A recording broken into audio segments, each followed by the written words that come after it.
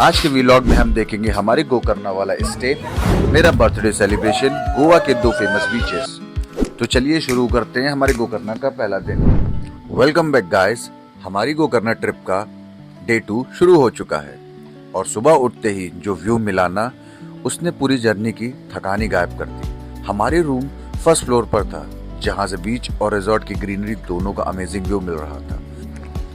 तो भाई बिना टाइम वेस्ट किए मैं और तनिष्ठा फटाफट भागते हैं बीच की तरफ। और भाई बीच पहुंच के जो सुकून मिलता है, ना भीड़ ना शोर, बस समंदर की आवाज और ठंडी हवा, भाई मजा ही आ गया। थोड़ी देर बाद बाकी सब भी आ गए और हमने रिजॉर्ट के कैफे में ब्रेकफास्ट किया। और सच बताऊं, बीच व्यू के साथ ब्रेकफास्ट करने का अपना ही अलग मजा है। मैं फटाफट ब्रेकफास्ट में ब्रेड ऑमलेट और चाय लेता हूँ और भाई ब्रेकफास्ट के बाद सब रूम में रेडी होने चले गए। हम 3 लोग एक रूम में थे, तो जब तक तनिष्ठा रेडी हो रही थी, मैं और उदित रिजॉर्ट की ग्रीनरी एंजॉय कर रहे थे। आज का प्लान था गोकर्णा के बीचेस एक्सप्लोर करना, इसलिए हमने 300 रुपए पर डे पे स्कूटी रेंट की और 150 का पेट्रोल डलवाया और निकल पड़े कुंडले बीच की तरफ, जो हमारे रिजॉर्ट से लगभग 11 किलोमीटर दूर था। लेकिन गर्मी इतनी ज्यादा थी कि स्कूटी चलाते चलाते ही हमारी तो हालत खराब हो गई। और ऊपर से भाई रास्ता अलग भूल गए, हम लोग कंफ्यूज हो गए जाना कहाँ है। करीब 15 से 20 मिनट हम लोग रास्ता ढूंढते रहे और बाकी हमारे दोस्त आके निकल चुके थे। फिर फाइनली हम लोग को रास्ता मिलता है और हम पहुंच जाते हैं कुंडले बीच पे।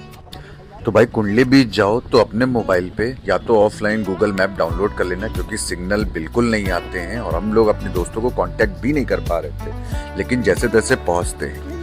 स्कूटी पार्क करने के बाद भी सफर खत्म नहीं हुआ। लगभग 500 से 600 मीटर का हम लोग को नीचे उतरना था। रास्ता काफी रफ था, लेकिन एडवेंचर भी उतने ही मजेदार था। बस एक बात जरूर करूंगा कि अगर भाई मानसून में आने वाले हो तो ये रास्ता बड़ा खतरनाक हो जाएगा। ट्रैक करने में तो मजा आया, लेकिन सोच रहे थे जब वापस जाएंगे तो जरूर हालत खराब होगी। लेकिन भाई फाइनली हम पहुंच जाते हैं कुंडले बीच। यहाँ पे भाई मुझे कुछ ऐसा खास नहीं दिख रहा है ना। बीच उस तरीके से है कि भाई जिसका स्वाद आए, मजे आए। हाँ, बस ये जो कैफे है, अलोहा कैफे, अलोहा रिजॉर्ट है, ये घूमने वाली जगह मुझे लगी।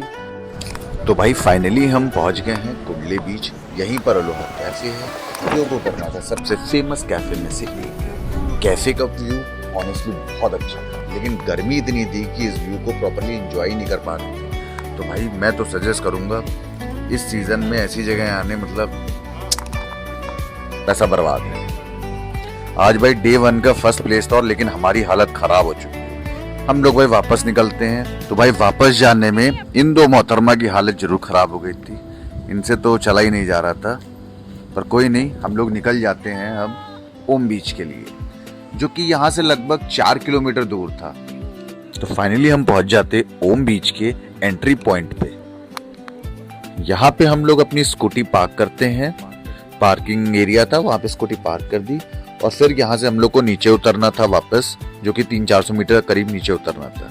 वापस से हालत खराब होने वाली थी, तो हमें पता चल गया था, लेकिन क्या करें, अब घूमना है तो उतरना तो पड़ेगा ही, चलना तो पड़ेगा ही। लेकिन इस गर्मी में सच में बड़ा डिफिकल्ट हो रहा था हम लोग के लिए यार।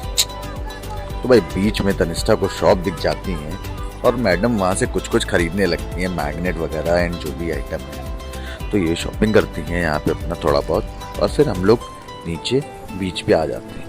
लेकिन भाई जो ऊपर से व्यू आ रहा है ना, एक नंबर।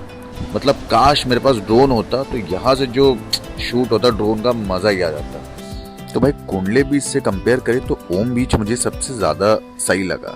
वहाँ पे थोड़ा गंदगी वगैरह थी और व्यू तो था ही नहीं कुछ का, लेकिन इसका थोड़ा व्यू भी अच्छा है। यहाँ पर भी एक कैफे है, वहाँ हम लोग नहीं गए और व्यू तो मजेदार था। तो यहाँ हम लोगों ने थोड़ा टाइम अच्छे से स्पेंड किया, पानी में भी रहे, मजे करे। भाई ये लोग पता नहीं क्या खा रहे हैं, देखना हूँ। ये लोग भाई आम खा रहे थे, अमिया। स्वाद थी भाई, टेस्ट किया, मजा आ गया। फटाफट मैं और तनिष्ठा यहाँ पे शूट करते हैं, रील बनाते हैं। शाम होने लगी थी और हमने डिसाइड किया कि सनसेट अपने रिजॉर्ट वाले बीच से ही देखेंगे, इसीलिए वापस रिजॉर्ट की तरफ निकल पड़े। और सच बताऊं, हमारे रिजॉर्ट के बीच से सनसेट का व्यू नेक्स्ट लेवल का था। इतनी गर्मी के बाद ये मोमेंट पूरे दिन का सबसे बेस्ट पार्ट लग रहा था। काफी देर तक हम लोगों ने सनसेट एंजॉय किया।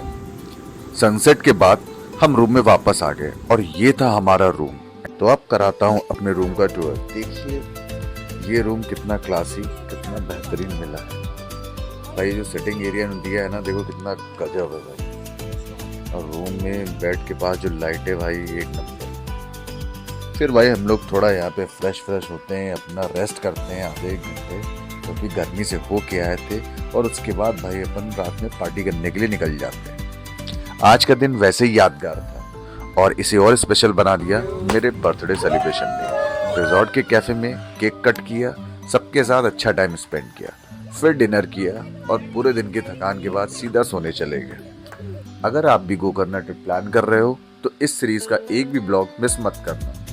हर ब्लॉग में हम बजट, होटल, फूड और रियल एक्सपीरियंस शेयर करेंगे। वीडियो पसंद आई हो तो लाइक, कमेंट एंड सब्सक्राइब करें। मिलते हैं नेक्स्ट एपिसोड में। Bye bye. Bye bye.